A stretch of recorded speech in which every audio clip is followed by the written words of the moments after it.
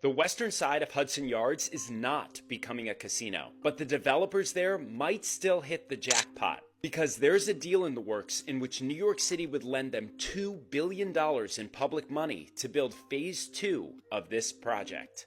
Now, we've seen this movie before. In 2006, Related borrowed billions of dollars from the city to help pay for phase 1 of Hudson Yards, like the 7-train extension and all the public infrastructure. And yes, it eventually paid off. Hudson Yards is now generating serious tax revenue for the city. But that comes after almost a decade of shortfalls, in which city money was being used to pay the interest on their debt. But in fairness, it did eventually work. It just took way longer than it was supposed to. And the argument is, if it worked for phase 1, why can't we run the same playbook on phase 2? It's like the old saying, when you give a mouse a cookie, they'll ask for $2 billion in public money, which they apparently need to fund the construction of the platform that needs to be built above the active train yard, so that they can then build buildings on top. Now, this deal is moving very fast, because this guy's not gonna like it, and this guy needs a job soon. But that said, there is a good argument here on both sides of this issue. The city should enable mega projects like this that create enormous tax revenue in the future. But on the other side, massive developers like these shouldn't be getting billions of dollars in public handouts, and they should be able to finance this project privately,